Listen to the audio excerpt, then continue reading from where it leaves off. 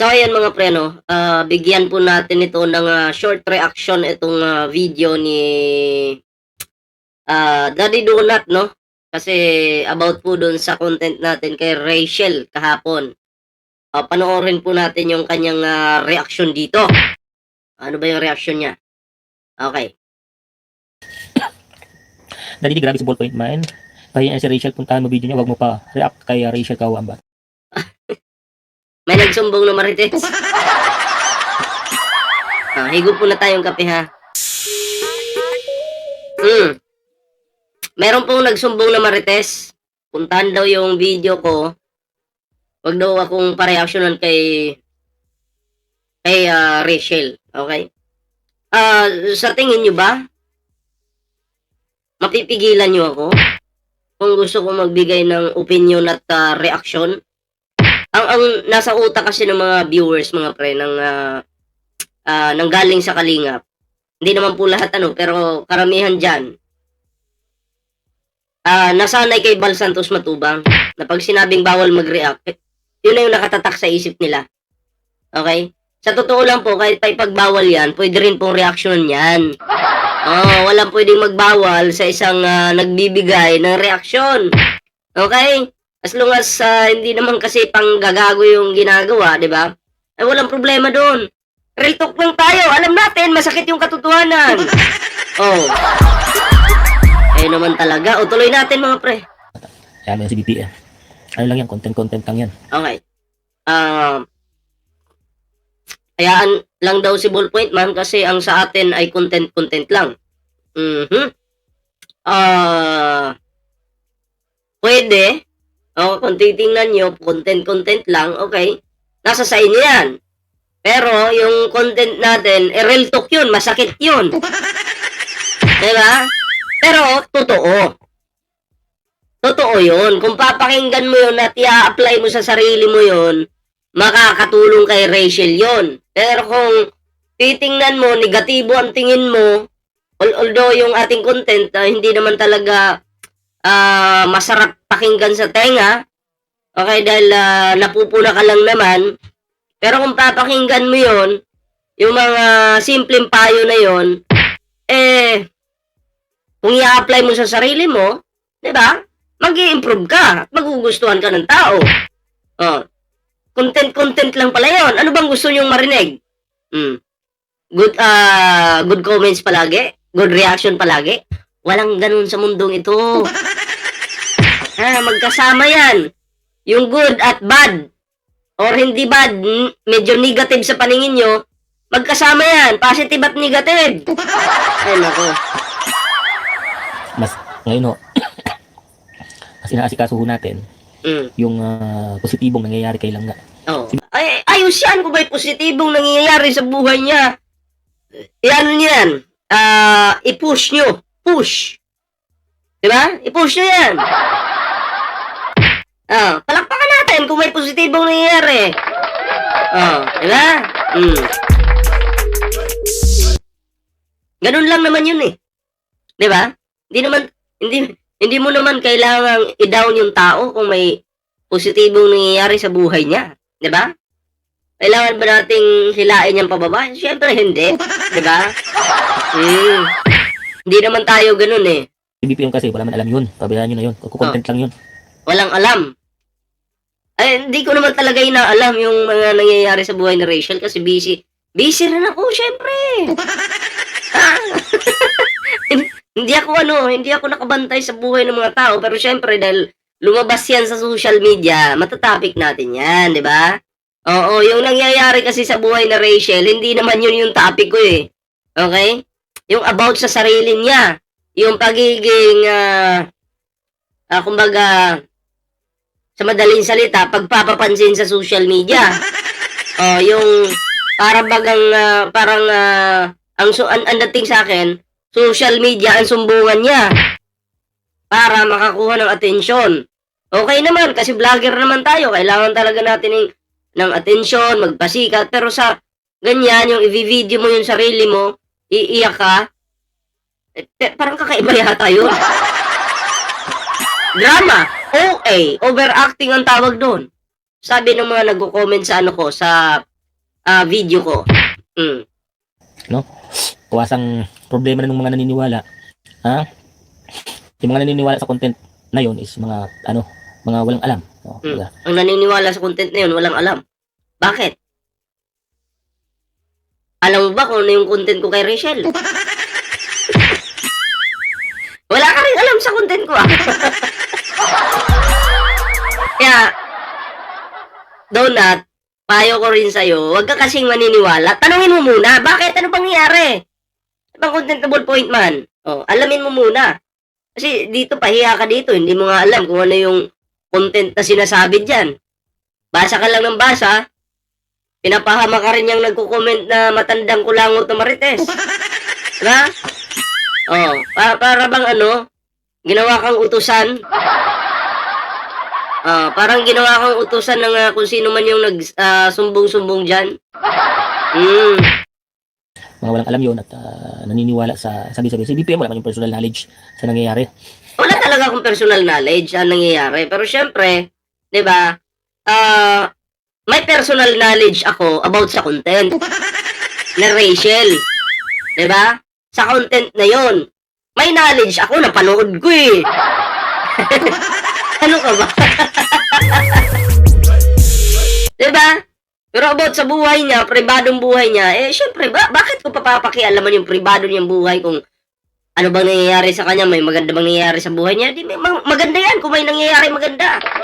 Di ba? Kung wala naman, di sikapan mo pa para andun, mapunta ka sa tuktok. Dito, kumbaga, haka-haka niya lang yun. Kung papatulan nyo kasi yung sinasabi niya. Haka-haka? Ano bang haka-hako ko kay Rachel? Bakit? Ano ba sinabi ko? Anong haka-haka? May sinabi ba akong ganon? Na haka-haka? Ano ba yung pagiging OA ni Rachel? Haka-haka? Seryoso ka? Tao na mismo yung nakakapansin. Ginawan ko ng content. Nanggaling sa tao, inanalyze natin, at confirm nga. Diba? 50, 60, 70 to 80% yung pagiging OA doon. Estimate ko po yun Hindi po haka-haka yun. Ikaw talaga, Donut talaga. Lalaki yung views niya, syempre. Lalaki yung views niya. Ako pa naman, matagal na akong may views. Minsan, bagsak, minsan mataas. Ganun lang naman si Ballpoint Man Diba? Ganun lang. Hindi naman always na mataas. Hindi rin always na mababa. Depende yan. YouTube kasi yan. Walang YouTube na pantay. Walang YouTube na mababa. Walang YouTube na puro mataas. Ganun yan. Parang alon. Pero pagka namatay na agad yung views niya, namatay na agad yung content, wala na, hindi na masusundan yun. Diba, palipat-lipat, ito, part 3 ko na nga ito Part 3 ko na nga ito ito part 3 ko na to Actually, chinek ko yung channel niya. Oy, nag-check ng channel. Tapos, yari. Kasi may nagsabi sa akin, mababa yung views nung sa politics niya. Kaya siguro hininto niya yung politics. Ganun talaga, hindi ko naman hininto yung politics. 2 channel, pinagsabay ko. Huwag kang fake news doon Huwag kang fake news, ako. May live ako kapon, Araw-araw may upload by live. Kaya nga lang, medyo mababa, di ba? Normal yan sa politics. Lalakas lang ang mga politics vlogger sa YouTube kapag malapit ng eleksyon. Kasi ang tao nagkaka-interest na sa politics. At papaldo kami doon. Kaya na, mataas yung views, di paldo. Ganun lang. Katulad kay Kibuloy dati, pumaldo si Ballpoint Man. Tangina. Ganun lang. Kita ko 2,000. Sa inyo nakita ko. So, kung papanoorin nyo kasi yun, pinupuntahan nyo. Huwag puntahan. Huwag nyo na puntahan kasi. Tangina. Diktador pala to si Daddy D. Diktador mga pre, no? To be honest, sometimes I actually have no idea what's going on until I open Monday.com and boom. Tulad nga yan, tulad yan, si BPM, nagko-content. Kasi siguro, wala nang views. siguro wala ng views. Bakit hindi ka sure? Dapat sabi mo, nakita mo. Tapos ngayon, siguro. Ano ba naman yan? Diba? Ay, kailangan pag nagbibigay ka ng reaksyon, siguruhin mo. Hindi yung parang nanghuhula ka lang dyan. Diba? Eh silang nga may views. So, Silangga may views. Ay, huwag kang mag-alala, gagayahin ko rin sa langga. Si Rachel. Magiging OA din ako. Kailangan yung galawan ni Ballpoint Man. Overacting. Diba? Kailangan ko kasing galingan. Para may views. Pero parang hindi ko kailangan yan eh. Diba? Hindi ko kailangan ng acting na yan. Diba? Kasi, hindi naman aabot yung channel ko ng ganyan kung hindi tayo magaling dyan. Diba? Nakadalawang channel na nga tayo eh. so napag-usapan nga namin kanina, no? Na hindi habang buhay may views kay YouTube. Diba? Hindi talaga habang buhay. Pansin mo rin wala nang views si Rachel Pansin mo rin sa channel mo, wala nang views. Kasi yung nakasuporta kay Rachel, hindi nakasuporta sa'yo. Yung nakasuporta sa'yo, hindi rin nakasuporta kay Rachel. Ganun lang naman yun. Ba't napansin mo? Habang buhay, sikat ka sa social media. So ito yung stepping stone ni Langga Rachel, no? Na actually maganda yung offer, pero hindi ko na lang i-discuss dito. Maraming nagsasabi ng stepping stone daw ni Rachel ay si Ruel. Ang gamitin si Ruel. Diba? Ang gamitin si Ruel, yun yung stepping stone ni Rachel. May mga naghuhula nga dati na sinasabi, hindi rin magtatagal yung dalawang yan. Gagamitin lang ni Rachel yung si Ruel. Uy, grabe kayo makapanghusga ha. Huwag naman kayong ganyan kay Rachel. Grabe naman kayo. Stepping stone talaga. Huwag naman kayong ganyan kay Rachel. Tingin nyo kay Rachel, manggagamit. Ha? Kasi nga daw, itong si Ruel, patay na patay daw kay Rachel. Di ba? Alam nyo na. Huwag kayong ganyan. Ang sakit nyo kayo magsalita. Mamaya, may mga umiyak na naman dyan mga supporter nila dyan. Di ba? Sasabihin nyo, hindi naman manggagamit si Rachel eh. Ang daming tagapagtanggol ni Rachel dyan, mga 5. Kayo talaga hinay-hinay, hinay-hinay kayo sa mga masasakit na yung nakaka-hurt ng feelings, Discuss.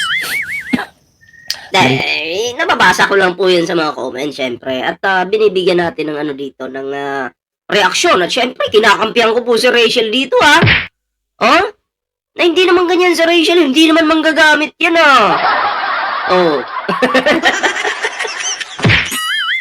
tuloy natin. Yung offer sa kanya, and then, actually, syempre, nasa business ad din silang business ad din ako, lahat business-minded yung mga kaharap na. Okay, business-minded, lahat. Dami. Pero dapat bago mo ikwento yan, Dunat, yung pasok na si Rachel doon, I mean, yung nandun na, yung nakaposisyon ka na, nakaupo ka na, bago mo isiwalat sa buong mundo. Kasi nakakadismaya yan, maraming madidismaya yan kung yan ay pumalpak pa. Pumalpak. Okay? Mahirap. Diba? Mahirap yun. Maraming madidismaya. So, mas maganda siguro, bago mo ikwento yan, bago na Rachel ikwento yan, yung nakaupo na siya doon. Hindi bilang pinakamataas doon. Basta, yung nakaupo na siya na hindi na siya makakatayo. Diba? Ibig po natin sabihin, yung nakapagsimula na siya. Diba? Nakapag-start na. Yun po yung ibig natin sabihin dyan. Okay? So, tumpak yung mga paliwanag, tumpak yung for the future na pinag-uusapan. Tama na. Na magiging downfall mo. Diba? Ano natin dito? Ngayon ang gumawa ka ng chismis. No? Gumawa ka ng issue para magkaroon ka ng views, para magkaroon ka ng revenue. Gumawa ka ng issue para magkaroon ka ng views, para magkaroon ka ng revenue. Ang tanong, sino ba yung may issue? Di ba si Rachel? Sino bang gumagawa ng issue? Di ba mahilig ka doon, Daddy Donut? Diba? Tama naman, di ba? Oh. Sino may issue? Sino nagpaparinig sa Facebook about kay Ruel? Di ba si Rachel? Sino? Kanino galing yung issue na yan? Di ba kay Rachel? Tama naman si Bullpoint. Walang mali doon. Ay, nako. Tayo, pagkakitaan yung issue, ang creator si Rachel eh. Diba? So kanina pinag-usapan namin na si Langga, ito na yung kanyang umpisa, no? Pwede siyang makapag-start ng business. Okay yan. Palakpakan natin kung ganun. Diba? Sa totoo lang, mga pre, maganda naman talaga yung business. Diba? Lalo na kung katulad ni Rachel, medyo nag-aaral tapos may business pa. Diba? Sigurado, pag naging matured na yan mag-isip, lalo pang gagaling yan about business. So, palakpakan po natin yan. Diba? Goods yan, goods.